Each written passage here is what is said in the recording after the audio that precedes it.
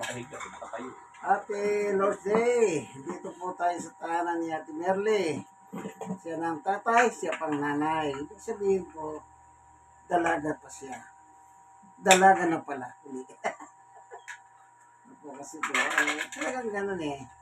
Hindi lang po mapipigilan yung pagpanaw ng tao. Sometimes may nauuna, lalaki or babae. Parang yung isa pinupuntahan ko. Babae rin pala. Siya ng tatay, siya rin na, babae pa rin pala. O nga pala. Doon sa Laksong. Pag binabanggit ko, ang tatay at nanay ng pamilya.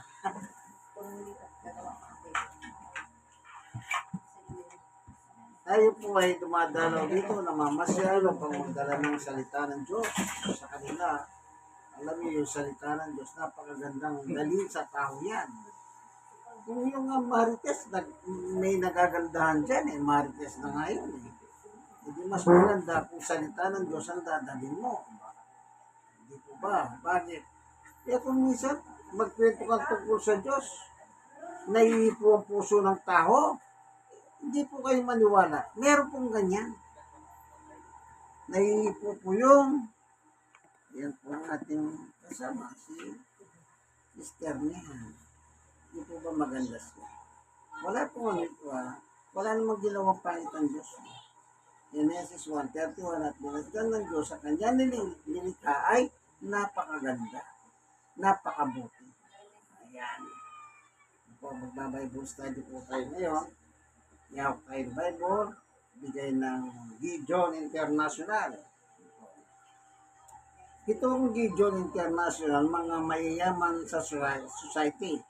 Sila po'y nagambag ng mga pera. Nagpagawa sila ng Bible ganito at ipinamimigay mga sundalo, eskwelahan, ospital. Kung anong ligway mo, meron po sila nagpagawa. Sinigurado nila, yung mabibigyan nila, naintindihan yung sulat.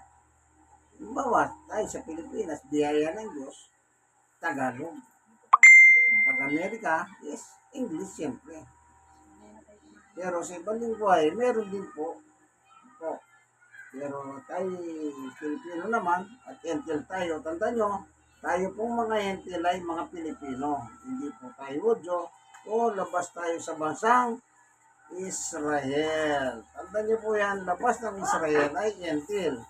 Kaya tayo po ay nabibilang sa lahi ng kahentilan. Okay? Dito po, para makita lang natin. Tara, dyan. Ano yun? Meron tayong kasamang isa pa, Sige, gusto nyo sila lang nakikita, pero naririnig nyo ako, di ba? Sige, para naman magkaroon ng bago. Tayo pong mga hentil, tatandaan nyo po, ang Biblia po ay specific. Kung isa kang hentil, dapat ang pagkikinggan mong aral si Apostol Pablo. Pag isa kang Hudyo, ang pagkikinggan mo si San Pedro. Pinag-iwalay po yan Si San Pedro, tingnan lang natin ang sabi ng Panginoong Yesus, pagdating sa mga Hudyo, sige, mag-pray muna tayo po, hingin natin ang gabay ng Diyos, upang lahat po tayo ay makinabang. Panginoong Diyos, aming Ama, minsan pa, turuan mo po kami, paunawahan, buksan ang mga puso at kaisipan ng tao, upang kami po ay makinabang. Salamat po sa ngalan ni Jesus. Amen. Meron po nakasulat sa Biblia, tingnan niyo po ang sabi dito sa San Mateo chapter 10 ay ganito. San Mateo chapter 10. Ito. Chapter 10 verse 1. Tinipon ni Jesus ang 12 alagad at binigyan niya ng kapangyarihan magpalayas ng masamang espiritu at magpagaling ng mga may karamdaman. Ito ang pangalan ng 12 apostol. Si Simon na tinatawag na Pedro. At si Andres na kanyang kapatid. Sina Santiago at Juan na mga anak ni Zebedeo. Sina Felipe at Bartolome. Si Tomas at si Mateo na publikano. Si Santiago na anak ni Alfeo at si Tadeo at si Simong Makabayan at si Judas Iscariote ang nagkanulo kay Jesus. So, binanggit ni Jesus na binigyan sila ng title, apostol sila. Ayun ang sabi ni Jesus, so tuloy natin sa 5. Ang 12 ito'y sinugo ni Jesus sa kanyang pinagbilinan. Huwag kayong pupunta sa lugar ng mga entil o alinmang bayan ng mga Samaritano. 6. Sa halip ay hanapin ninyo ang mga nawawalang tupa sa sambahayan ng Israel. 7. Humayo kayo at ipangaral ninyo na malapit nang maghari ang Diyos. Amen. So maliwanag po ang mga apostol, sila Pedro, yung grupo ni San Pedro, inassign po sila sa mga Hudyo. At tayo pong mga Pilipino, ang bansang Pilipinas ay malayo po sa Israel, tayo po ay mga entil. Kung man yung mapapansin dito, sabi ni Jesus sa verse 5, ang 12 ito ay sinugo ni Jesus at kanyang pinagbilinan. Huwag kayong pupunta sa lugar ng mga entil. O yan, tandaan niyo po yan ha. Si San Pablo naman, yung sa, ito babasahin ko naman para sa mga entil. Sa Gawa 26:12, ito po nakalagay, yan po ang layunin ng pagpunta ko sa Damasco. Taglay ang kapangyarihan at pahintulot ng mga punong saserdote. Nang katanghalian tapat habang kami naglalakbay, nakita ko po, Aring Agripa, ang isang matinding liwanag mula sa langit. Liwanag nagniningning sa langit ay kaysa araw. Ibig sabihin, mas maliwanag pa yung ningning na yun kaysa araw. Nakasisilaw ang liwanag sa paligid namin magkakasama. Kami pong lahat ay subasog sa lupa at narinig ko ang isang tinig na nagsasabi sa akin sa wikang Hebreo, Saulo, Saulo, bakit mo ako pinag-uusig? Ikaw na rin ang nasasaktan sa pangimagsik mong iyan, para kang sumisikad sa tulis. At tinanong ko, sino po kayo, Panginoon? At kanya sinabi, ako si Jesus na iyong pinag-uusig. Tumindig ka na pakita ko sa iyo upang ikaw ay subuin magpatotoo tungkol sa nakita mo ngayon at sa ipakikita ko pa sa iyo. Ililigtas kita sa mga Hudyo at ang mga hentil na pagsusuguin ko sa iyo. 18. Susuguin kita sa mga taong iyon. Ibig sabihin, mga kahentilan po, hindi Hudyo. Hentil, upang imulat ang kanilang mga mata, upang ibalik sa kaliwanagan mula sa kadiliman at sa Diyos mula sa kapangyarihan ni Satanas. Ito na. At sa pamamagitan ng pagsampalataya nila sa akin, sila'y patatawarin ng kanilang makasalanan at mabibilang sa mga pinapaging banal ng Diyos. Okay? Inyo pong mapapansin dito, meron silang respective assignment.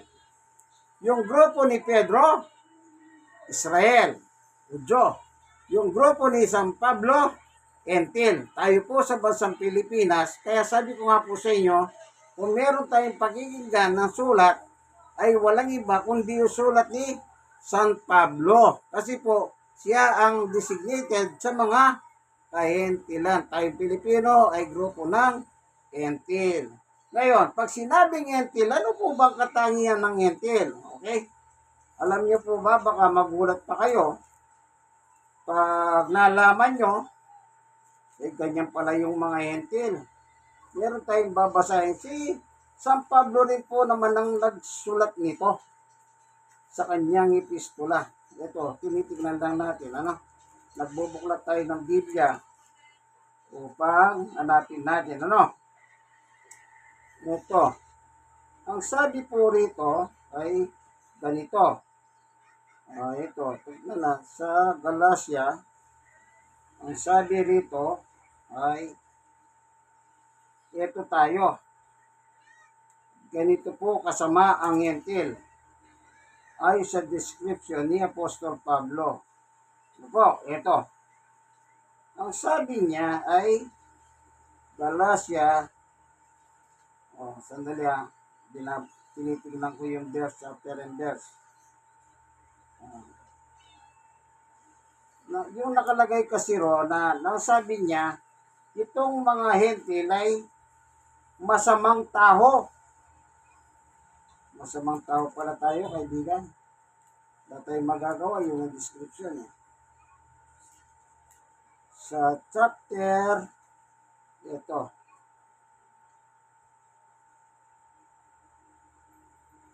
Yung tungkol sa mga hentil. Para lang po maliwanagan tayo, Kasi, mas maganda yung matutunan natin yung sinabi ni San Pablo na tayong mga kahentilan ay ganito palang klaseng tao. Ito, sa chapter 2 pala, ang sabi ni Pablo, bagamat kami pinanganak na Hudyo at hindi makasalanang hentil. Kita niyo po, ano ang taguri ni Pablo sa mga hentil? Makasalanan. Hindi lang basta nagkasala, makasalanan. Ganon po tayo kung i-describe ni San Pablo sa kanyang panahon, sa kanyang pangangaral. Ito, ulitin natin Galatia 2:15. Bagamat kami ipinanganak na Hudyo at hindi makasalanang hentil. Kita niyo po, gaano tayo kasama sa Diyos? Yan po ang nakasulat ni San Pablo. Ngayon, si San Pablo rin po, siya rin ang nagpapatotoo na siya. Okay. Para lang fair tayo kay San Pablo, baka sabihin nyo naman ito, anong sabi ni San Pablo? Ito yung pagtatapat niya po. Dito po sa unang Timoteo chapter 1 verse 12. Nagpapasalamat ako kay Kristo Jesus na ating Panginoon na nagbigay sa akin ng lakas para sa gawain ito, yung misyon niya. Sapagkat ako'y minarapat niya at inirang na maging lingkod, maging apostol. Inirang niya ako upang maglingkod sa kanya. Bagamat noong unay nagsalita ako laban sa kanya, bukod dito, inusig ko siya, nilight. Sa kabila nito ay kinahabagan ako ng Diyos sapagkat hindi ko nalalaman ang aking ginagawa nung hindi pa ako maniniwala sa Kanya. 14. Iginawad sa akin ng Panginoon ang Kanyang masaganang pagpapala, kalagi pang pananampalataya at pag-ibig na nasa atin. Dahil sa pakikipag-isa kay Kristo Jesus, ito na po yung pagtatapat niya. Narito ang isang katotohanan dapat tanggapin, paniwalaan ng lahat. Si Kristo Jesus ay naparito sa sanlibutan upang iligtas ang mga makasalanan. At ako ang pinakamasama sa lahat. Kita niyo po. Ang sinabi niya, ililigtas ni Kristo, sino? Ang mga makasalanan. Tayo po yun, mga hentil. At ang paggamit ni Pablo, at ako ang pinakamasama sa lahat. Grabe po ang kasamaan ni Pablo. Masama na tayo, mas masama pa pala siya sa atin. Bakit? Mamamatay tao po siya. Ang pinapatay niya ay mga alagad ni Jesus sa kanyang panahon. Tandaan niyo po yan. Kung si Pablo po na pinakamasama sa lahat ng masama ay pinatawad, tayo man din po, kaibigan, patatawarin tayo ng Diyos. Ngayon, yung pag-alala po ng mahal na araw, sana maging ito sa atin. Anong tawag dito? Kasi ginagawa po nila, pinanonood lang yan. Pero dapat sana, tingnan nyo po yung nilalaman ng panoorin niya, kagaya ng Passion of Christ. O kung halimbawa, mayroon mga ibang palabas, sana tingnan nyo yung pinakadiwa. Ang alin yun? Yung pagliligtas ng ating Panginoong Yesukristo sa ating mga makasalanan. Amen. Kaya tandaan niyo po, wala naman po talaga tayong magagawa. Hindi po natin kayang iligtas ang sarili natin, kaibigan. Hindi po. At salamat na lang sa Diyos at pinadala po si Jesus dito. Para Para tapusin yung kasalanan natin. Tingnan niyo yung sulat pa ni Pablo sa Colossus chapter 3. Tingnan nyo po kung gaano tayo pasama pa. 3:13 ng Galacia. Ito po sabi niya Apostol Pablo. Tinubos tayo ni Kristo sa sumpa ng kasalanan. Kita nyo? Nakasumpa pala tayo, kaibigan. Nakasumpa pala tayo. Tayong mga tao. Isipin nyo? Naalala ko na alam nyo po si Adan. Si Adan at Eva. Na magkasala po sila, ang Adan at Eva, ang sabi ng Diyos kay Adan, o Adan, lumabas na kayo dito sa Garden of Eden. Magbuhat ngayon, ang sabi niya, mabuhay ka sa iyong dugot pawis. Ibig sabihin, magbungkal ka ng lupa. Doon manggagaling ang pagkain mo. Doon ka kinuha, doon ka kukuha ng pagkain mo. Ngayon, sinumpa ng Diyos ang lupa nang dahil sa kasalanan ni Adan. Kaya ang tumutubo sa lupa ay mga dawag bilang parusa. O, isipin niyo po yan. Kung gaano kahirap din ang dinanas ni Adan para lang silang mabuhay ni Eva. Kasi po, nang pinalaya sila sa Garden of Eden, ang ginawa ng Diyos, nilagyan niya po ng espada yung gate. Yung espada na yun, umiikot yun.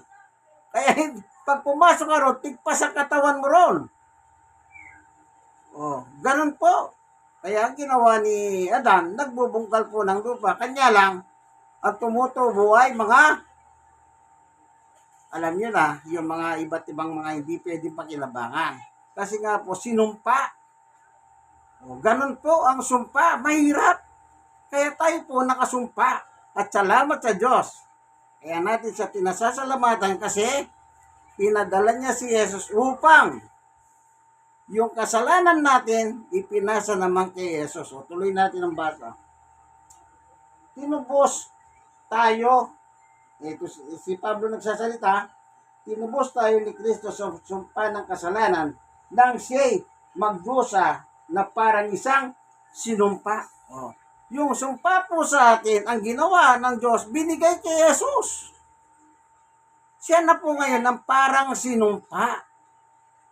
O di po ba napakaganda? Yung kasalanan natin, inako na ng ating Panginoong Jesucristo. Parang simpleng kaisipan. May utang ka, may biglang dumating, binigyan ka ng pera, eto pambayad mo sa utang. Parang ganun po yon. Nawala ka ng utang kasi nga may nagbigay na pambayad.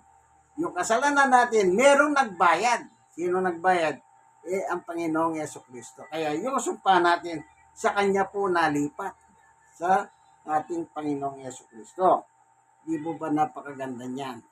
Ngayon, ang sabi naman si San Pedro, sa unang Pedro, yung kanyang sulat, tingnan po natin, merong sulat si San Pedro dito, na ganito naman ang nakatala. Unang Pedro 2:24. Ibabasahin po natin, ganito po ang mababasa natin. Ang sabi sa kasulatan ay ito. Unang Pedro 2:24. Sa kanyang pagkamatay sa krus, dinala niya ang bigat ng ating mga kasalanan upang tuluyan na nating iwan ang pagkakasala at mamuhay ng ayon sa kalooban ng Diyos. Ibig sabihin po, kung naniniwala po tayong mga tao na si Jesus nga ang umako ng ating kasalanan, dapat po, ang sabi ni Pedro, iwan na. Ang alin ang iwan? Yung kasalanan. Kaya dapat iwan na yung kasalanan. Simpleng, paliwanag. Halimbawa, nagtitinda ka ng droga. Nagwawasak ng pamilyang droga. Ngayon, nakilala mo si Jesus sa pamamagitan ng pangangaral. Tinanggap mo si Jesus bilang Panginoon at tagapagligtas ng iyong buhay. Ibig sabihin, iwanan mo yung pagbebenta ng droga. Dapat hindi ka na nagbebenta ng droga. Kasi yun ang sinabi ni Pedro, iwan na. Ulitin natin Ang sabi rito, sa kanyang pagkamatay sa krus, dinalan niya ang bigat ng ating mga kasalanan upang tuluyan na nating iwan ang pagkakasala. Alin ang kasalanan? Yung nagbebenta ka ng droga, illegal yun, kaibigan. Nakakamatay ng pamilya yun. Iwan mo na. At ano kasunod? Mamuhay ng ayon sa kalooban ng Diyos. Amen. Alam niyo po ba yung panalangin Ama namin? Okay, ito ka. Alam niyo yun? Ama namin. Ay, i-recite na. Sige, do it. I-recite na. Sige. O, ano? Ako namin yan. Marami. Sige lang. Yan tayo kukunin doon. Sambahin ang ngalan mo. Pasaan ang hari ang sundin ko. Sa banda. Yan po kami. Yan sa araw-araw. Kasalanan kami sa aming nakasala. Para ang pagpapalaran na sa isang kasama sa kami. Huwag kami pagpilitok sa ang iwan ng kasalanan. Sinong nagturo niyan? Ang ating Panginoong Yesus. Pansinin ninyo ha. Ama namin, nasa langit ka. Doon sa verse 10, ang nakalagay, sundin ang kalooban mo sa lupa, ganon din sa langit. Ibig sabihin, kaya po tinuro ng ating Panginoong Yesus yan, para po tayo matutong sumunod sa kalooban ng Diyos. Kasi nga po, napakasama nating tao, kaibigan. Masama po tayo. Ayon po sa Biblia, hindi ako nagsasabi, nagbabasa lang ako. Napakasama natin, ang sabi ni Pablo. Ay, gusto niyo po ba mamatay kayo? Ganyan ang inyong pagharap sa Diyos. Napakasama mong tao. Hindi. Kaya hanggat nabubuhay po tayo, may pagkakataon tayong isuko ang buhay sa ating Panginoong Jesucristo. Kung naniniwala po tayo na yung pagpapahirap ni Jesus ay ang isa na po tayo sa mga tinubos niya. Kaya ang dapat gawin pala natin ay mabuhay na sa salita ng Diyos araw-araw. Hanggang kailan? Hanggang mamatay po tayo. Hindi na po tayo titigil na mabuhay tayo sa salita ng Diyos, kaibigan. Hindi naman po mahirap mabuhay sa salita. Mas maganda nga kung ang lahat ng tao nabubuhay sa salita ng Diyos. Eh di wala ng pulis. Wala na sundalo. Wala nang barangay. Eh bakit? Eh matino yung tao eh. Eh bakit merong ganyan? Eh kasi nga hindi nga tayo matino. Di po ba ganyan ang nangyayari sa atin? Lalo na sa panahon natin. Nag-aral, abogado. Abogado sa po, nag-aaway. Ano ba yan? Hindi po ba totoo yan? Dapat po isuko na natin ang buhay natin kay Jesus. Total, siya naman po talaga ang ating dakilang manonobos. Salamat, Panginoon Diyos, sa katotohanan na ibinagi mo sa amin na kami po pala ay mga makasalanan ayon kay Pablo. Subalit, kahit na kami po ay mga makasalanan, kung isusuko naman namin ang buhay namin sa iyo sa pamagitan ng iyong anak na si Jesus, lahat ng aming kasalanan ay mabubura. Kaya ang sabi ng aming Panginoong Jesucristo sa kanyang epistola ay, ang sabi niya, sa pamamagitan ng pananampalataya nila sa akin, ay lahat ng aming sala ay mawawala. Salamat po, Panginoon Diyos, sa ngalan ni Jesus. Amen. Minsan pa, dito po tayo sa tahanan ni Ate Merle, Barangay 102, Sonid, District 1, Tondo, Manila. God bless us all po sa inyong lahat. Itong kaibigan nyo kay Jesus, Brother Manny Bautista. Siya naman po si Sister. Yan. Ngayon, nandun po si Sister Merle. Kaya, sige po. Next time ulit. God bless us all.